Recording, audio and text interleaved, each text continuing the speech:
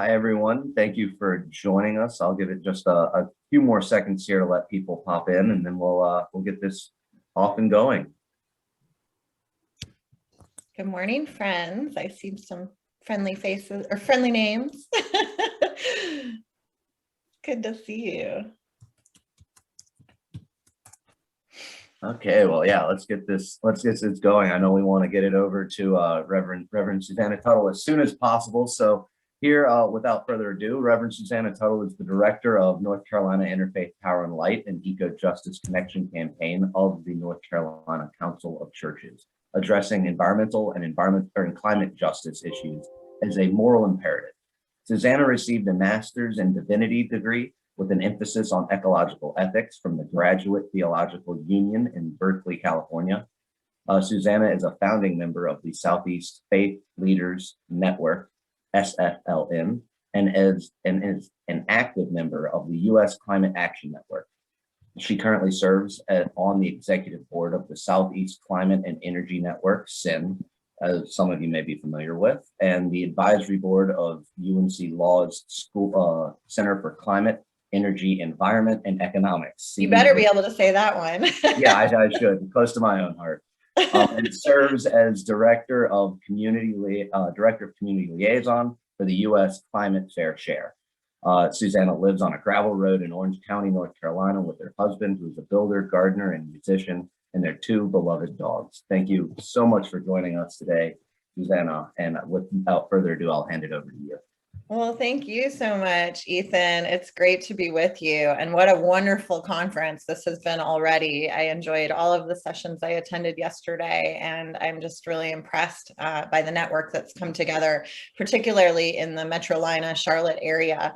It means so much to be able to work with folks at that local level as someone who directs a statewide initiative. If it weren't for all of you organizing in your local communities, I wouldn't be able to do my job. So thank you. I'm really grateful for all of you here. And again, fun to see faces and names of people that I know are leaders in the movement. And I want today to be part of a conversation because this is ever ongoing, but I'm going to start out with just like the big picture overview and share some slides. And I have a special video to share as well. So hopefully this will go smoothly.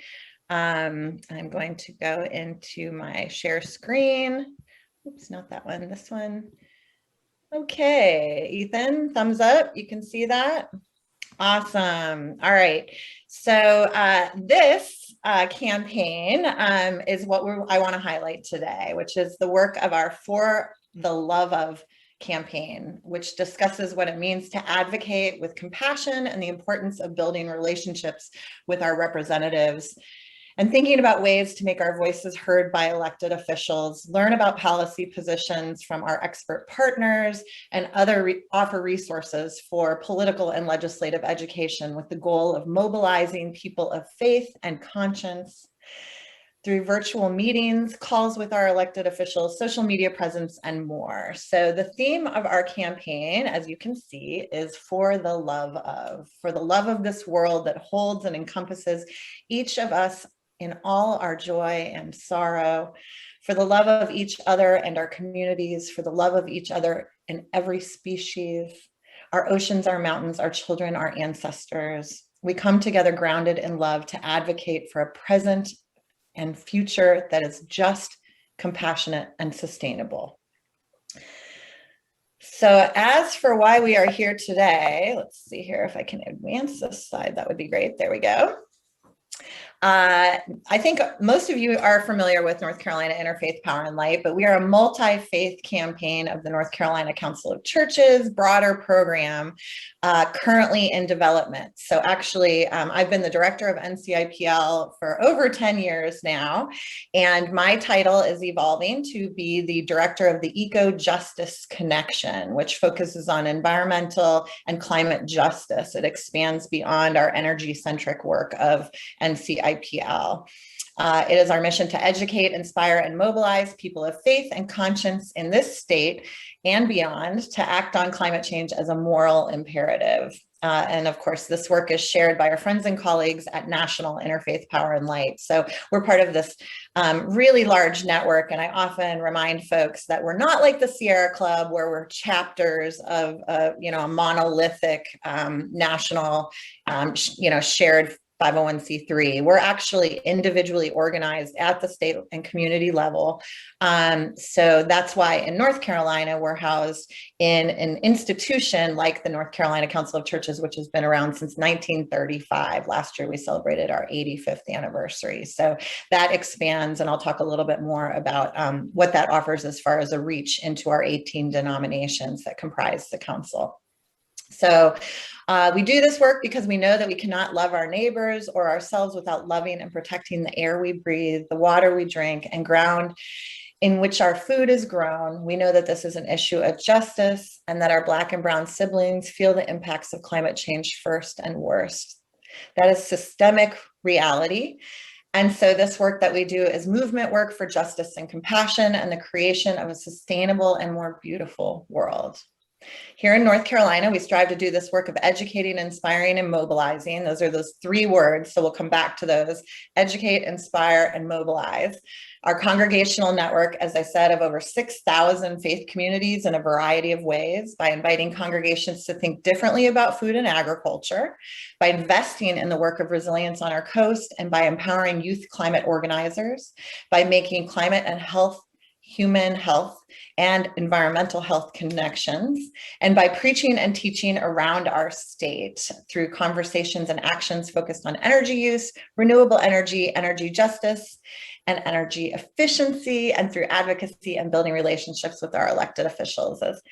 So I'm going to talk a lot about that today, and I want to talk with each of you and find out what your strategies are around that. It is this work of advocacy, and particularly the hard and holy work of advocating with compassion, that brings us here today.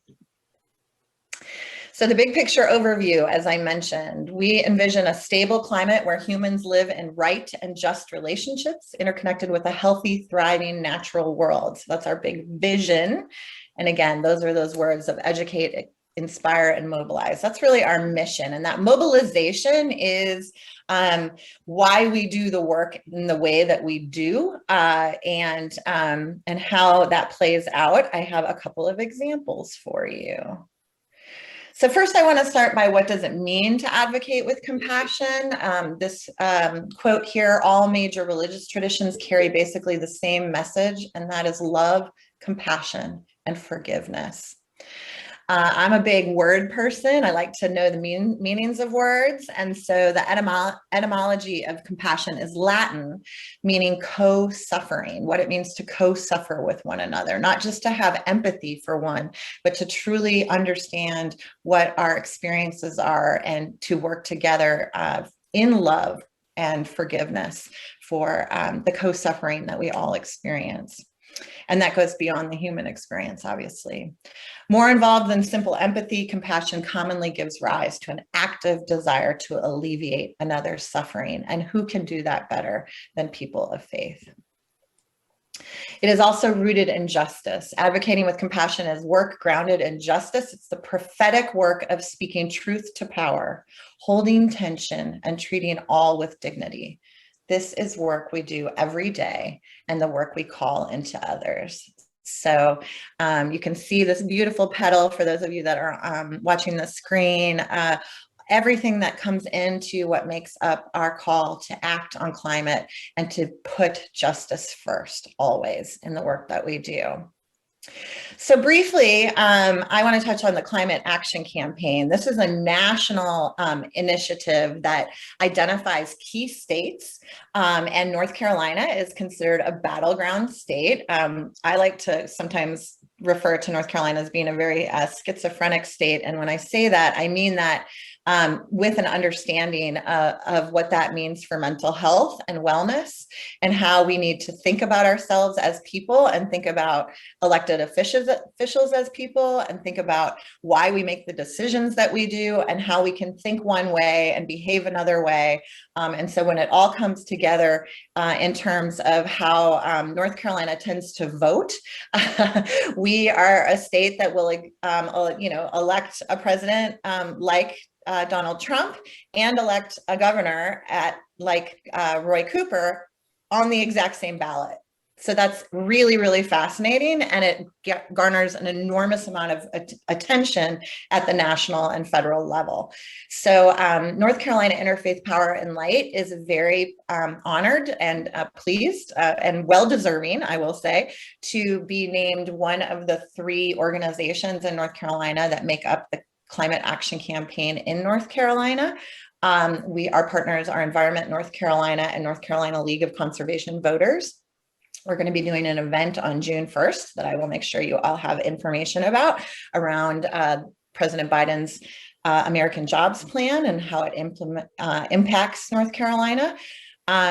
And I know that because my sister IPLs in Georgia and Arizona, 2 other very key targeted states for the CAC, the Climate Action Campaign, the IPLs are also sitting at the state table because of our role as faith-based organizers and how we message differently than North Carolina League of Conservation Voters and Environment North Carolina. So that's how, by working together in the power of partnerships, we're able to meet the targets in very, very different ways than our more traditional environmental sister partners.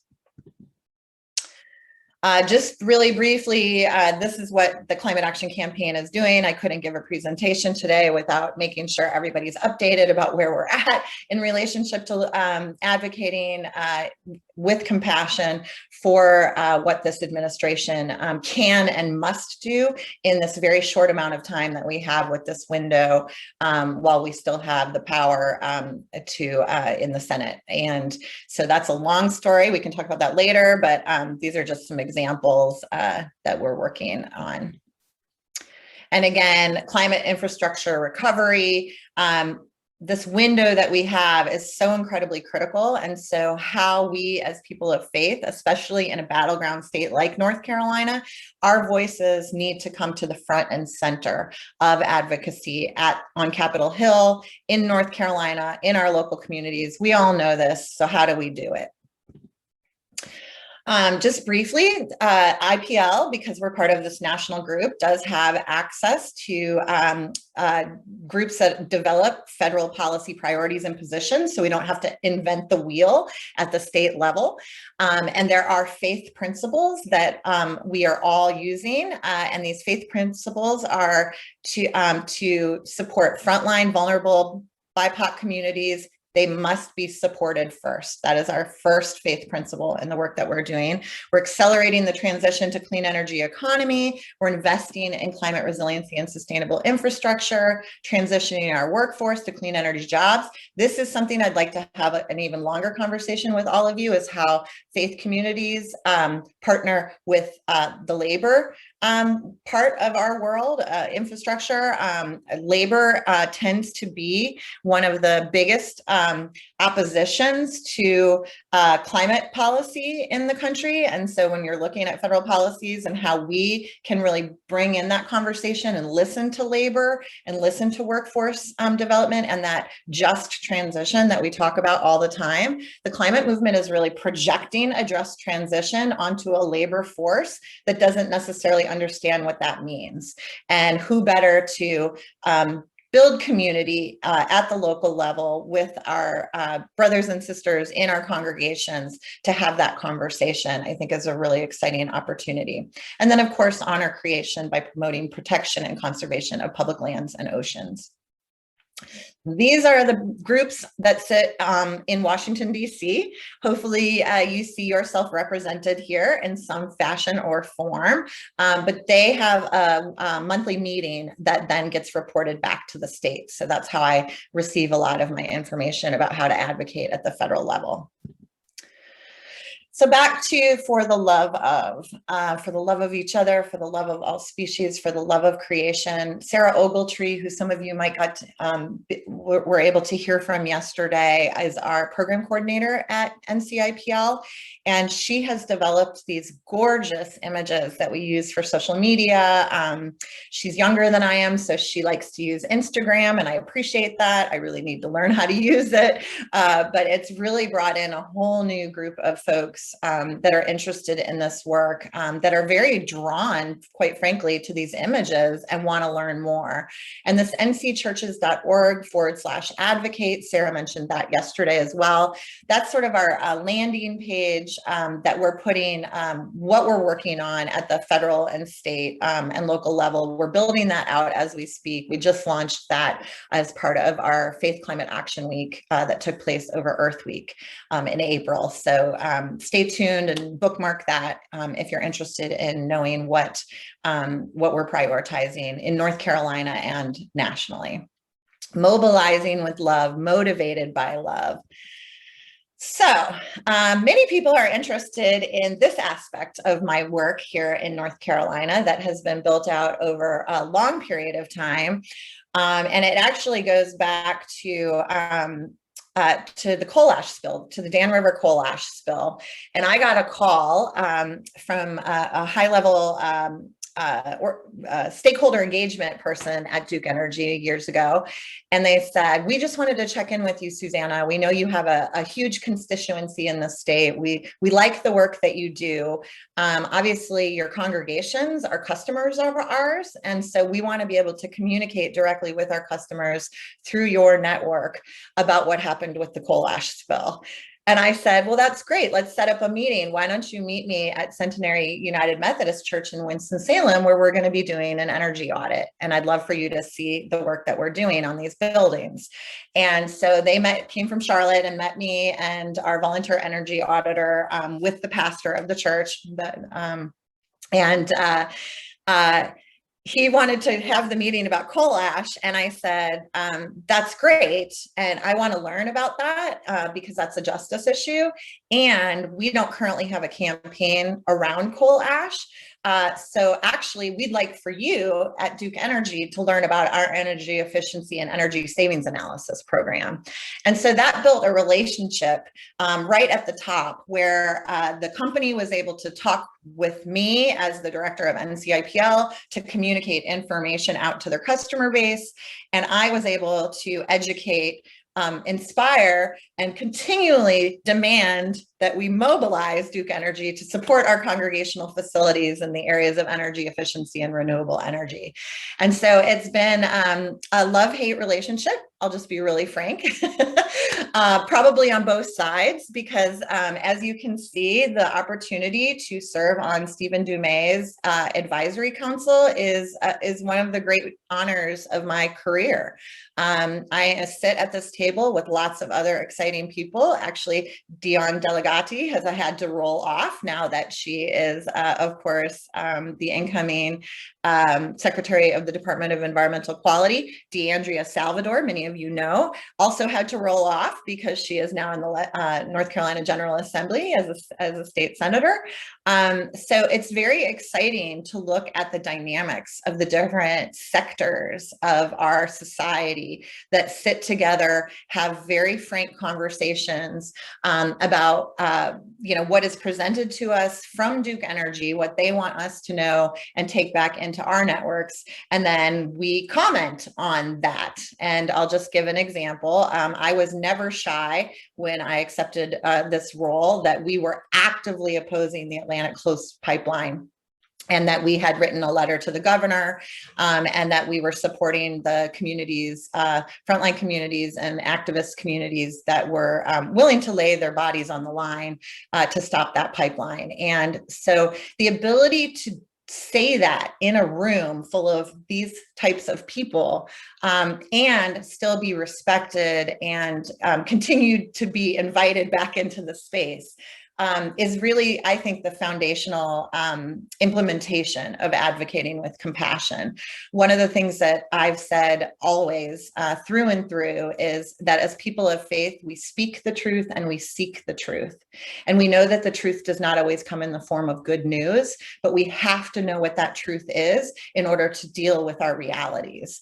And so the transparency that I am continually asking for from Duke Energy is really complicated from their perspective, because this is a screenshot of the current leadership organizational chart at the corporate level of Duke.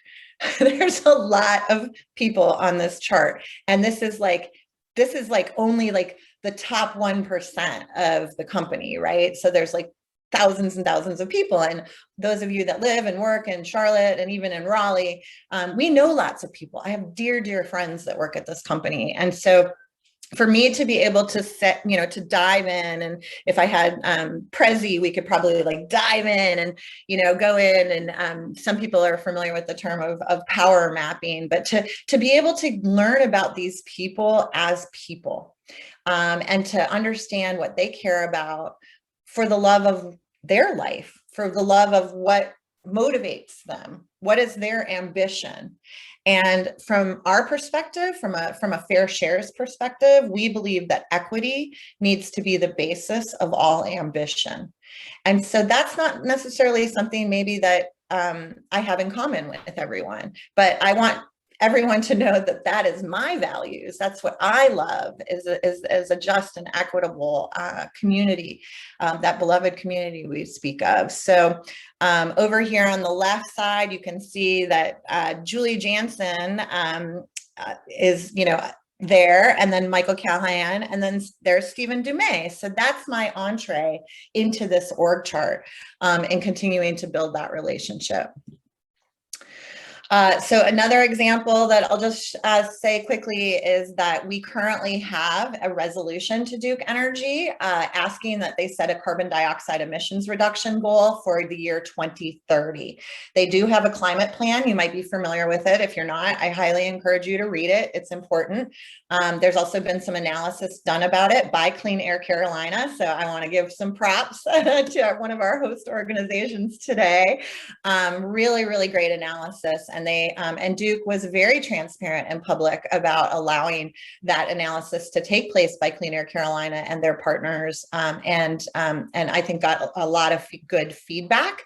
And so the ability to develop a resolution, because their climate plan only lists the year 2050, and we know we don't have time to only have 2050 goals, and what we do by 2030 will define where we can get in 2050.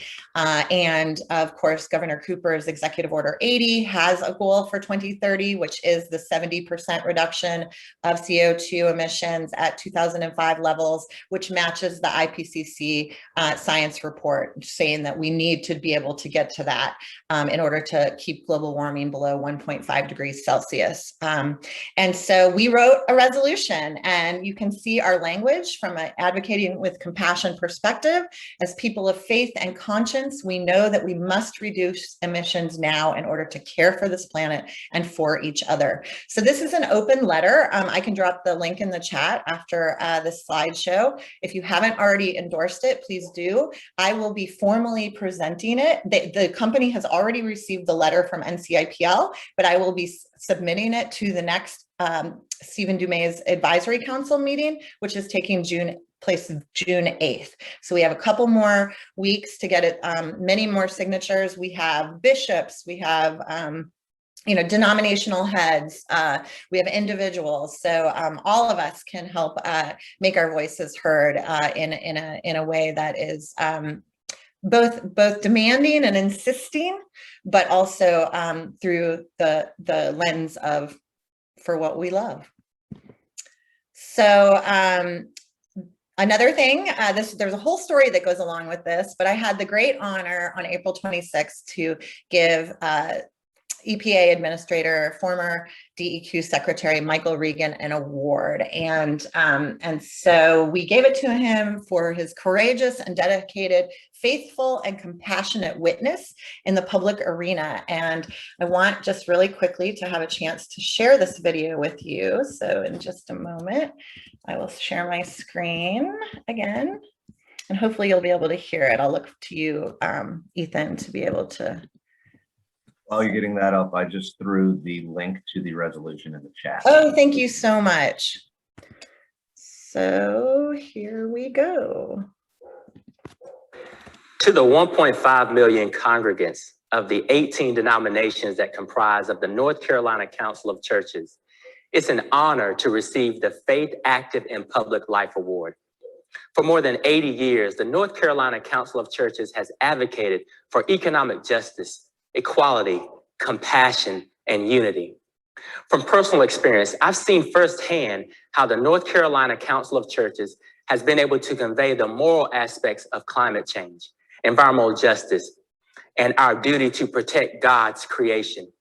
I'm grateful that the Council's Interfaith Power and Light campaign is connecting North Carolina's faith voices around climate change, elevating the importance of environmental justice, and fighting for a better future for all people and all our species. The history of social change in this country has shown that the participation and influence of the religious community is profound. As a person of faith, I've always believed it's our responsibility to be caretakers of our environment. Psalm 24, verse 1, "The earth is the Lord's and everything in it, the world and all who live in it." And in the words of NCIPL Director Susanna Tuttle, as people of faith, we must always seek the truth and speak the truth. And the truth is that we must act with urgency on the environmental issues we face. At EPA, we're working hard to tackle climate change, to right historic wrongs that have long held back communities of color, and to ensure that all of God's children have clean air to breathe, clean water to drink, and safe, healthy places to live, learn, and play. My faith is most certainly at the forefront of my heart as we rise to meet the environmental challenges of today and those that lie ahead. And as the Council's motto goes, we will do so through strength in unity, peace, through justice.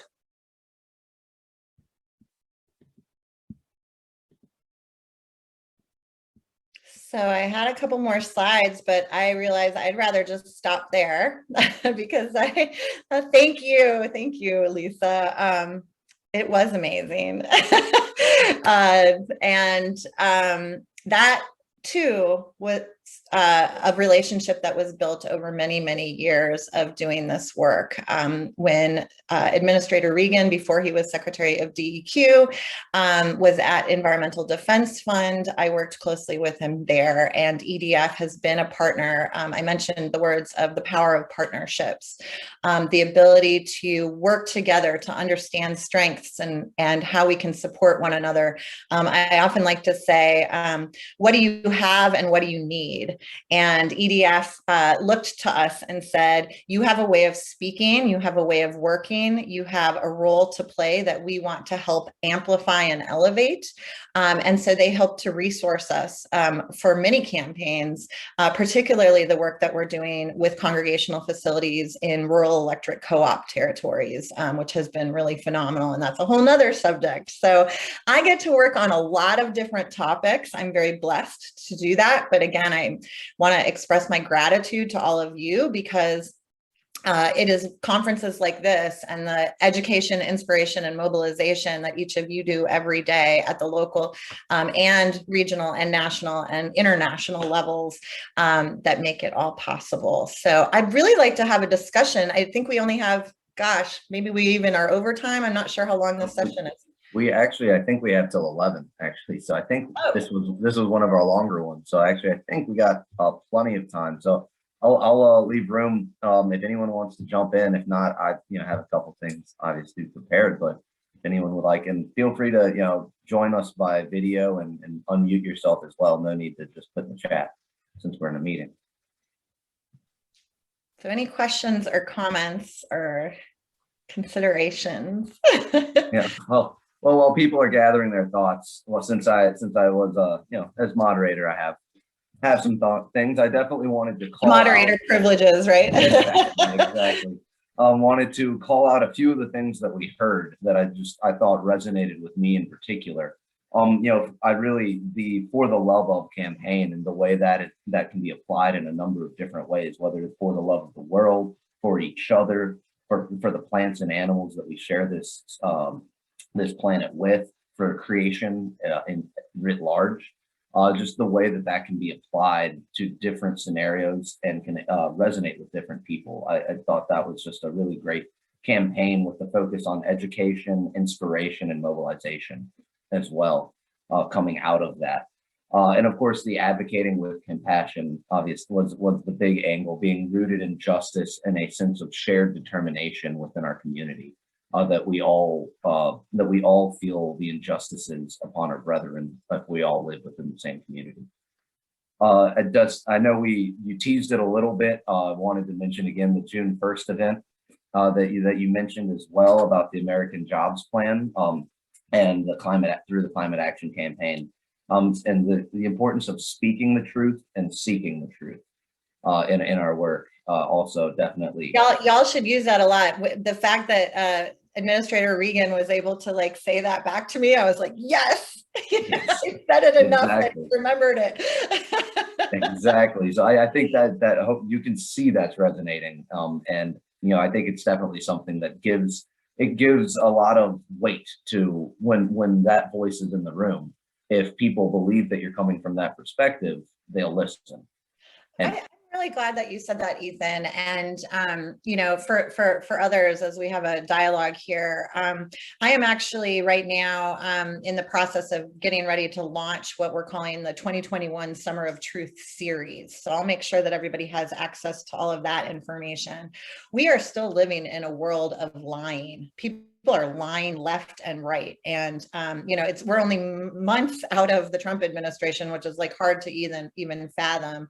But even within our current leadership, people are lying to themselves, which is what hurts, I think, the most. And then those lies impact, the rest of the world. And that's something, that we try to pull that out. And I think people of faith to just ground ourselves in truth telling, and then to be honest and earnest with that is really inarguable. And so the ability to be authentic of what our truth is, and then I think especially lifting the voices to the front of the conversation, as we said, to make sure, there's the EJ issues of our time have been forever. And it's because that true experience that many, many people are having is not being heard. It's actually being denied and suppressed. And so we heard a lot about that in the different keynotes of this conference. I think, it's just our job as faith leaders to create that space. I often refer to it as navigating pathways to power. I look at myself as a white woman and recognize my privilege. And so I need to navigate those pathways and understand that, when I am sitting at a table, that I am there on behalf of, not just for myself. And also with the Summer of Truth series, I just have to do another plug in case anyone wants to join me. I am a bus captain. This has happened because of my engagement with the U.S. Climate Action Network. They said, Susanna, you've been doing such great work in North Carolina. We want you to be a bus captain and go from Asheville to northern Minnesota. And the bus will be leaving June 4th from Asheville, and at no cost, we'll cover your cost, to go and help support the indigenous peoples on the front line of pipeline line 3 that is coming out of the tar sands. And there's going to be it's called the People's Treaty. And actually the permits that were issued to create the easement for this pipeline to cross over multiple rivers at the headwaters of the Mississippi on indigenous treated land.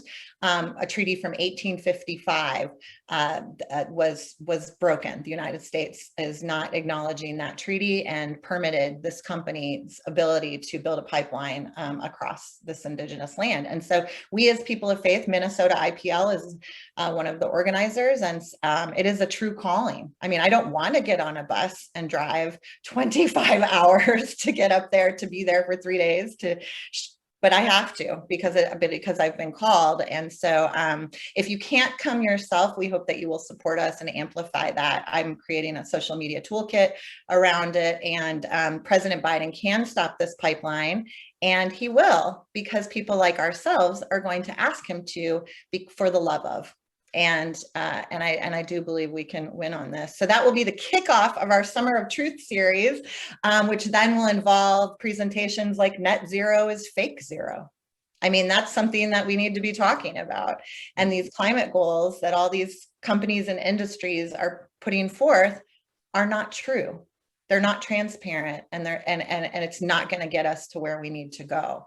And so people of faith can really have that conversation in a way that is loving, compassionate, and holding folks accountable, and also making sure that we don't know, and honoring we don't know what we don't know.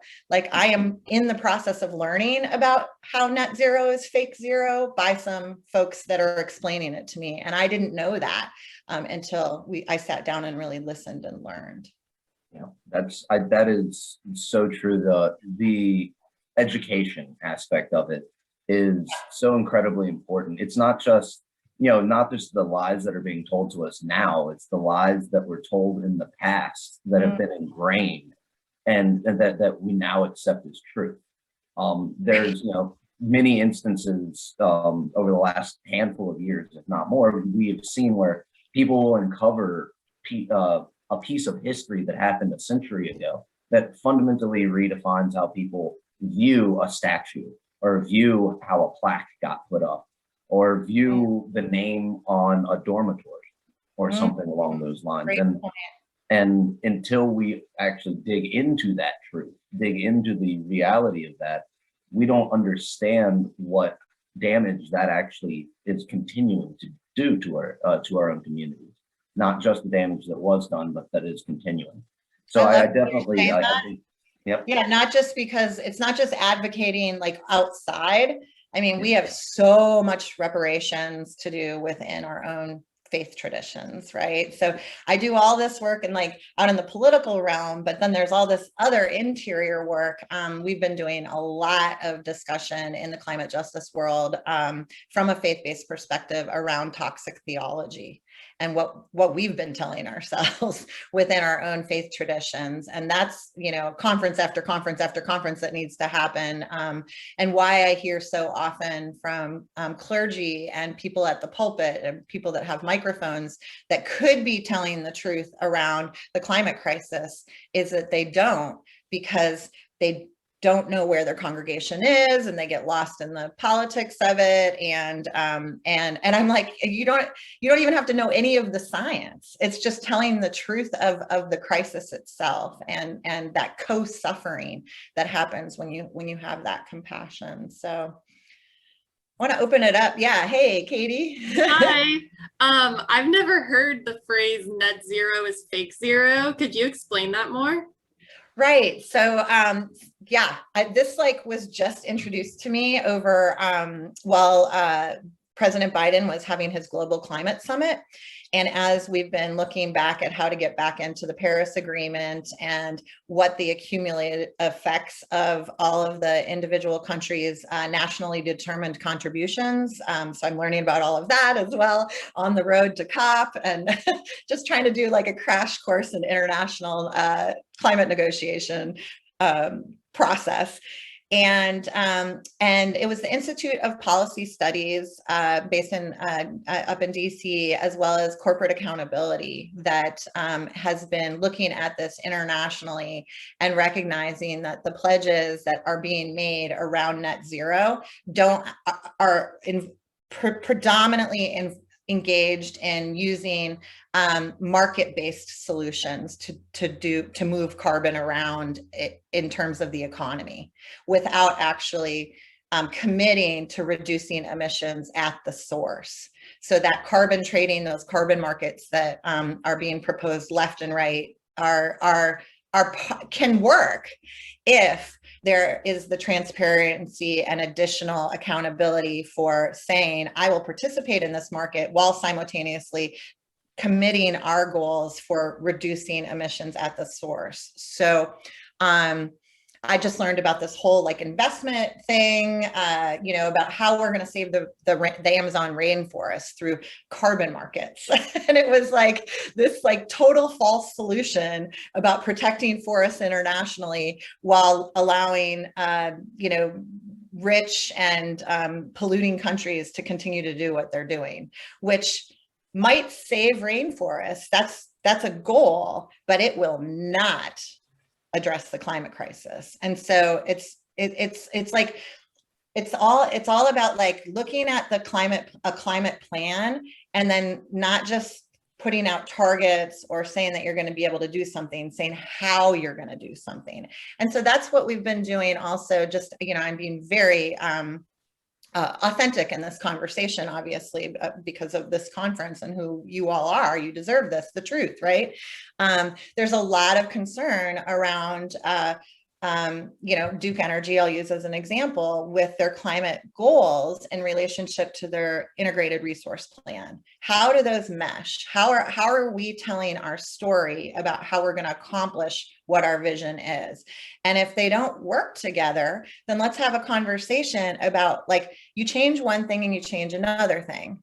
And so the fact that President Biden, I'm very disappointed in the nationally determined contributions plan that was set forth that we're bringing to the intersessional and the Paris, the COP around the Paris Agreement, because even though it's a very ambitious goal, it's the biggest one we've ever set out. It's twice what the Obama administration said.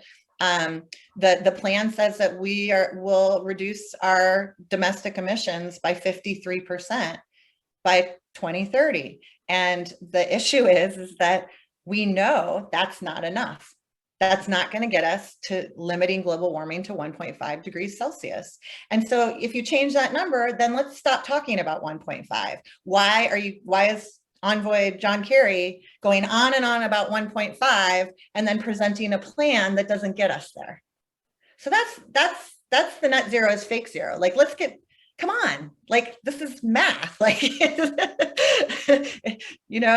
can't get to 4 if we're only doing 1 and 1. And then of course the role, and my passion project right now that I will invite you all to is looking at the US fair share of global climate emissions, and not only what we need to do domestically, but what we need to do internationally, because we historically are the largest polluter.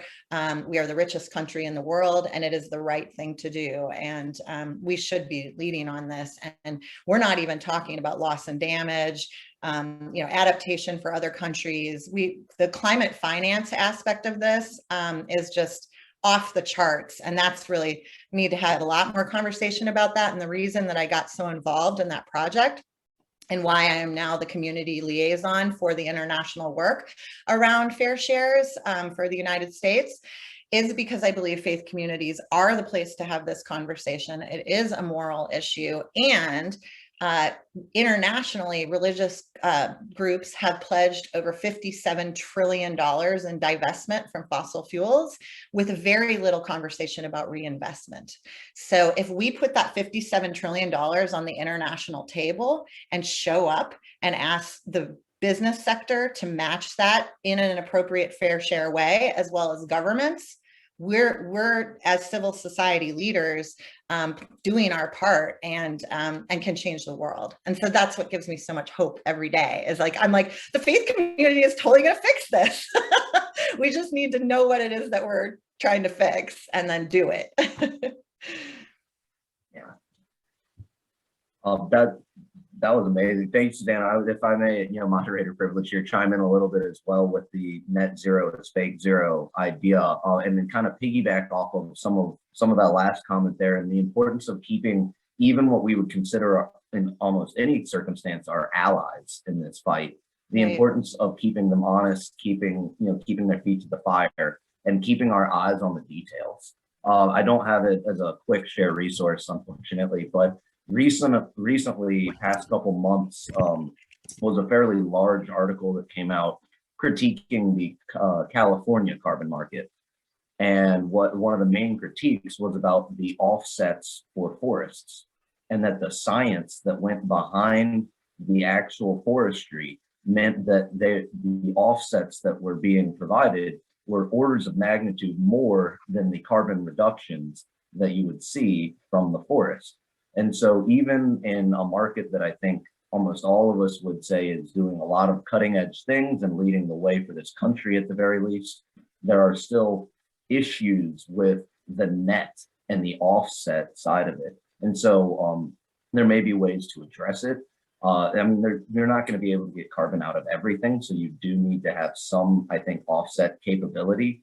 But in just the same way that greenwashing is such a big issue for major corporations that want to look more green than they actually are, I think, it's very convenient for people to say, oh, we'll get to net zero, and then skip over what the net actually means and the details. And that is critical. That is everything at the end of the day.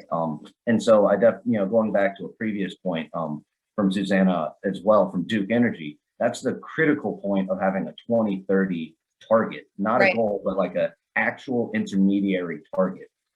Because a lot, you'll see the net by 2050, but a lot of times by 2030, it's like, no, that's a hard reduction cap. And it's really important, at least from what I've seen. I love that, June Blatnick gave a presentation yesterday in the Greening Our Facilities conversation, and same with Ryan Miller presenting from the North Carolina Building Performance Alliance and the city of Charlotte, right? It's like you have to set your target and then your plan gets you to your target. And so that's what our resolution again is about. It's like, can you set your target? Because if you don't have a goal, then what's guiding you? And I think it comes back to that conversation. As people of faith, we can, earnestly again, advocate that, equity should be the values of ambition.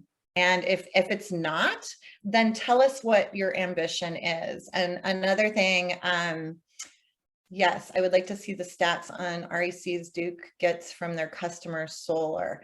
So would I. And actually, what's been fantastic, if I can give a little plug for my energy working group, for those of you that are interested in being a part of a monthly conversation around energy efficiency and renewable energy in congregational facilities. We have a volunteer team that meets on the third Wednesdays of each month at 2 p.m. And it's this group that helped develop that resolution asking for those climate targets. But also we worked very actively with Duke Energy, and we're really pleased at the premium rebate that was provided to nonprofit facilities. We were a big part of making sure that we got the top level that we possibly could by educating both the company and the legislators at the General Assembly that congregational facilities are nonprofits. And so we don't have access to the tax credits. And on top of that, we are not profit motivated. And so, as we know how hard it is to get solar on our facilities because we have to raise the money. You have to develop a whole campaign, and it's hard when you're just even trying to keep your ministry going. And it just makes, I think, all of us light up that that part of congregational ministry has become to go renewable. Like, that's not a side project for a facilities, building and grounds committee. It's part of our work as people of faith, and explaining that to the folks at NCGA and helping the utilities understand that, and then creating programs around that is so important. And something did happen with the way that the billing changed, and we do, I'm in constant conversation with congregations that have solar, and I love my my energy geeks like myself, and that they sit and they look at their bill like every day, and they're following, the usage, and they know so much more about their building and the solar system than the company does. And so the company really, and the rural electric co-ops really appreciate us, showing up and saying, like, this is how, like, and all of a sudden the solar usage was like removed from the bill, and the company didn't know it, but like Gary Smith at United Church of Christ in Raleigh did, and like, it's just amazing. And that's what, again, why I love doing this work from a faith-based perspective is there's no antagonistic aspect about this. It's just like, how can we help you? How can you help us? What do you have? What do you need? And we've actually got the buildings that they need to learn about, and they don't know we're a congregation unless we tell them, because there's so many customers and we're just lumped into this small to medium business size category that there's not even programs that suit our needs, because most congregations, when they're thinking about, oh, what could my utility offer me? And they go to the very complicated website and they're like, and you type in search engine, synagogue, and they're like, that doesn't pop up as like, here's your program, here's your energy efficiency program for you. And so navigating that has been, that's like my lifelong goal, that somehow there'll be some sort of utility scale program for congregational facilities that helps with financing and investment and efficiency goals, and community solar. And I think we can get there. It's going to take all of us and lots of voices. And I see Lisa's face pop up, and it's so good to see you, and David. And David, you came off mute briefly, so I know I'm talking a lot. No, I can say something. I'm David McDuffie. I'm chair of the Environmental Ministry Committee for the Episcopal Diocese of North Carolina. So Susanna, I've known Susanna for a long time, probably 10 years or so at least, I guess. So, and Ethan, we've talked on with your work with Good Solar, but thank you both for the work that you're doing. I know that we, as a diocese, as a denominational committee, are beginning a new, in the middle of a mission strategy campaign, and several of our pillars overlap with exactly what you guys are talking about: climate stability, environmental justice, and environmental advocacy. So we are very lucky that Carl Seigel is on our committee, and so and he works very closely with you guys at NCIPL. So we have been a partner with you guys for a long time, but we're going to be looking in the next couple of years to really amp up our advocacy work and to be more in contact with both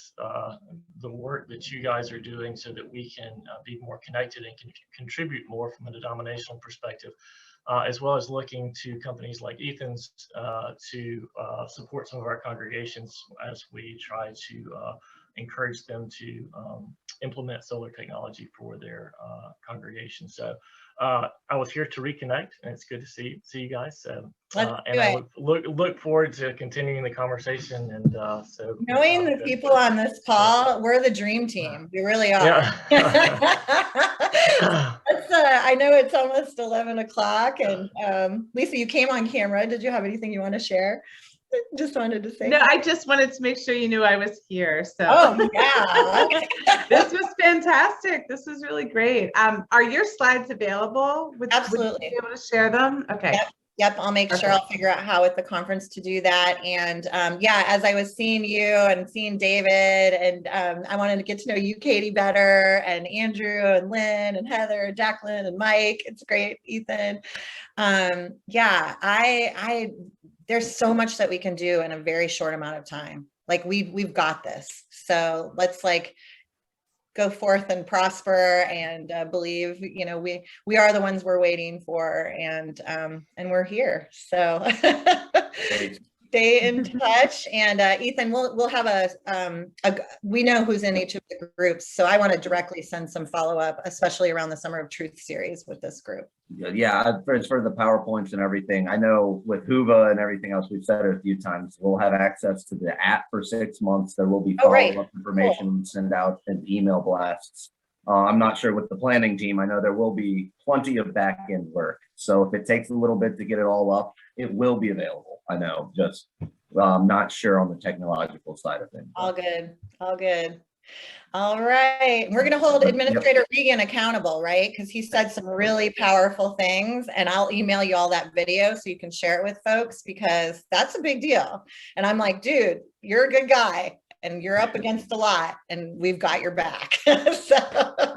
Absolutely. On that note, I think, yeah, 11:01. So I think probably, thank you so much for joining us. Thank you, Susanna, for all of those words of wisdom and everything. And thank you all for joining us. Hopefully see you for the final hour as we close this summit out.